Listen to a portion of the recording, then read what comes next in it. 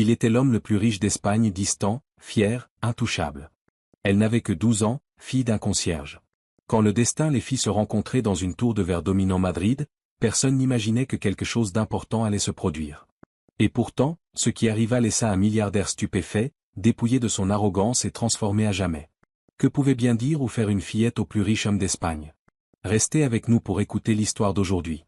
N'oubliez pas de vous abonner à notre chaîne et de nous dire en commentaire de quel pays vous nous écoutez. Alejandro Montero ajusta sa montre Audemars Piguet à 75 000 €, debout dans son bureau du 50e étage, contemplant la ligne d'horizon de Madrid. À 52 ans, il n'était pas seulement l'homme le plus riche d'Espagne avec une fortune dépassant 1,2 milliard d'euros mais aussi l'homme d'affaires le plus craint du pays. Son empire, Montero Innovation, dominait l'industrie technologique espagnole. Son bureau était un temple de vanité, dalles de marbre italien, œuvres d'art valant plus que des villas, et vue panoramique sur la ville qui lui rappelait chaque jour qu'il était au-dessus des insectes, marchant sur la Gran Via.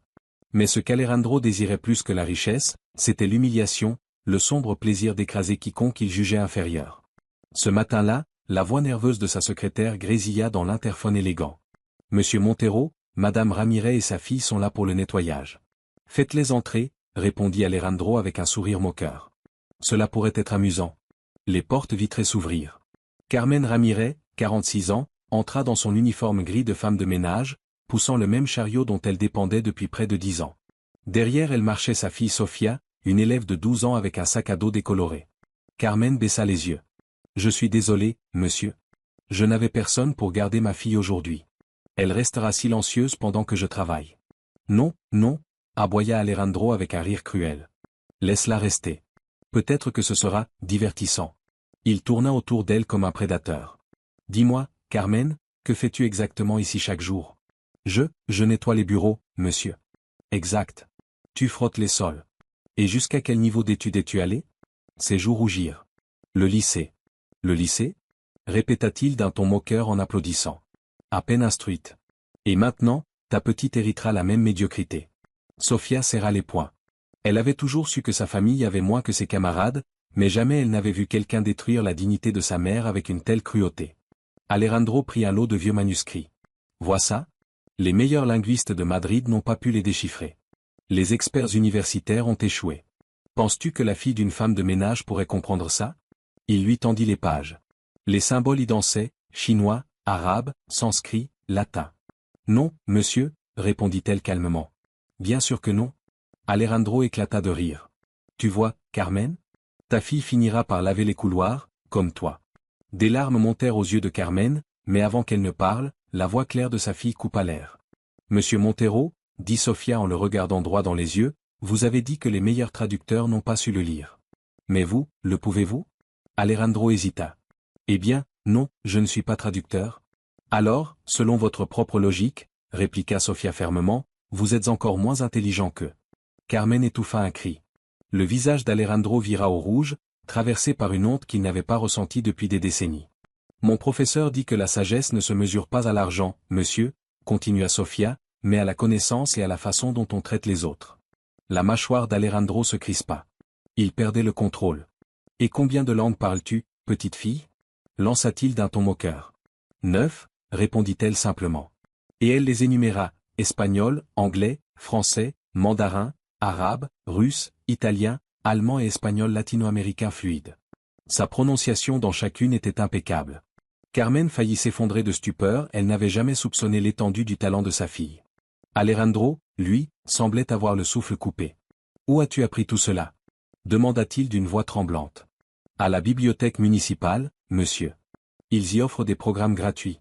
Des immigrés y enseignent, Madame Wang m'apprend le mandarin, le docteur Hassan m'aide avec l'arabe, et Rosa, qui fait des ménages, pratique l'italien avec moi. Le savoir est partout, si on veut bien le chercher. » Un frisson parcourut Alejandro, de la peur. « Alors, lis-le, » ordonna-t-il en lui rendant le manuscrit. Sofia l'examina. Et, à la stupéfaction générale, elle commença à réciter d'abord en chinois classique, puis en arabe, ensuite en sanskrit, et enfin en latin, sa voix fluide comme un chant ancien. Alejandro resta pétrifié. Depuis plus de 50 ans, il croyait que l'éducation appartenait aux riches. La fille d'une femme de ménage venait de briser cette illusion. Puis elle traduisit. La vraie sagesse ne se trouve pas dans les palais, mais dans les cœurs humbles. La vraie richesse n'est pas dans les pièces d'or, mais dans la dignité. L'homme qui rabaisse les autres est le plus pauvre de tous. Ces mots le transpercèrent comme des lames. Qui es-tu? Murmura Alejandro. Je suis Sofía Ramirez, dit-elle fièrement, fille de Carmen, élève de l'école publique Miguel de Cervantes, et quelqu'un qui croit que tout le monde mérite le respect. La sueur coula sur la tempe d'Alejandro. Pour la première fois de sa vie, il demanda sincèrement. Que devrais-je faire? Sofía n'hésita pas. S'excuser auprès de ma mère pour aujourd'hui et pour toutes les années où vous l'avez traité comme invisible. Lui donner un vrai travail, avec respect et un salaire juste. Créer des bourses pour les enfants comme moi, qui méritent une chance. Et enfin, apprendre une langue vous-même. Je vous enseignerai le mandarin. Quelque chose se brisa en Alejandro, l'armure d'arrogance qu'il avait portée des années durant. D'accord, chuchota-t-il. Et il serra la main d'une fillette de 12 ans. Quelques jours plus tard, Alejandro s'assit nerveusement dans la bibliothèque municipale Eugenio Tria à Madrid. Il était passé devant des centaines de fois, sans jamais y entrer.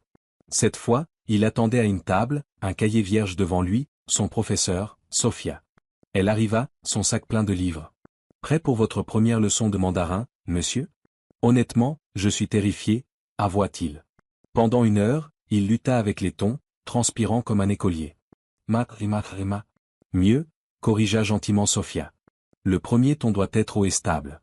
Pour la première fois, Alejandro goûta à l'humilité. Et peu à peu, il découvrit que ce n'était pas une faiblesse, c'était une liberté. À la bibliothèque, il fit la connaissance d'autres personnes. Le docteur Hassan, autrefois professeur de littérature au Caire, aujourd'hui chauffeur de taxi à Madrid. Madame Wang, ancienne directrice de linguistique à Pékin.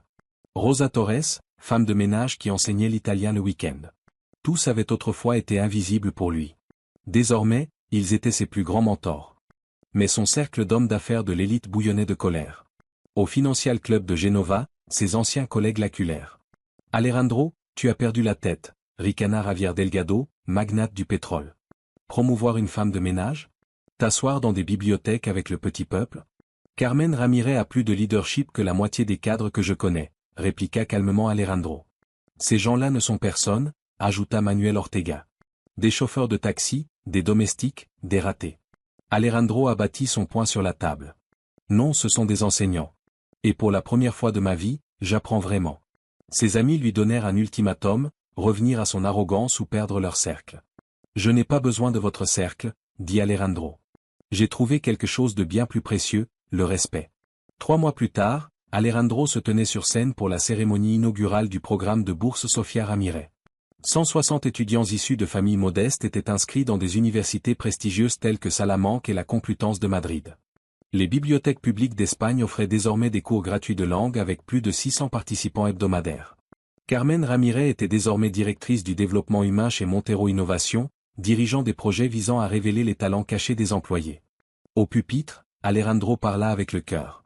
Il y a 3 mois, j'étais l'homme le plus riche d'Espagne et le plus pauvre d'esprit. Une fillette de 12 ans m'a appris la signification de la vraie richesse. La richesse ne se mesure pas en euros, mais en dignité. Le vrai pouvoir n'est pas d'écraser les autres, mais de les élever. Le public se leva pour une ovation de 10 minutes. 1 an plus tard, le bureau d'Alejandro ne ressemblait plus à une forteresse. Le marbre froid avait disparu, remplacé par des fenêtres et des photos d'étudiants boursiers. Son bureau était désormais une table ronde où il rencontrait chaque semaine Carmen, Sofía et des leaders communautaires. Ce jour-là, Alejandro annonça la création de la fondation Sofía Ramirez pour la dignité humaine, dotée de 500 millions d'euros, dédiée à l'expansion de l'éducation en Espagne et en Amérique latine. Lors de l'événement, Alejandro se tourna vers Sofía, désormais âgée de 13 ans, et dit « Ce jour-là, tu n'étais pas juste une petite fille, Sofía.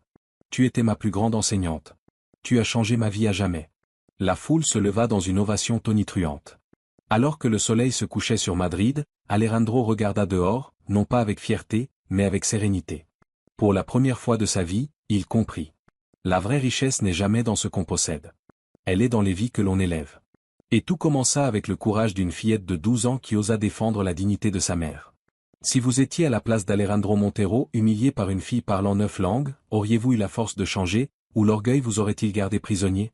Dites-nous votre opinion dans les commentaires, et merci de nous avoir suivis. N'oubliez pas de vous abonner à notre chaîne.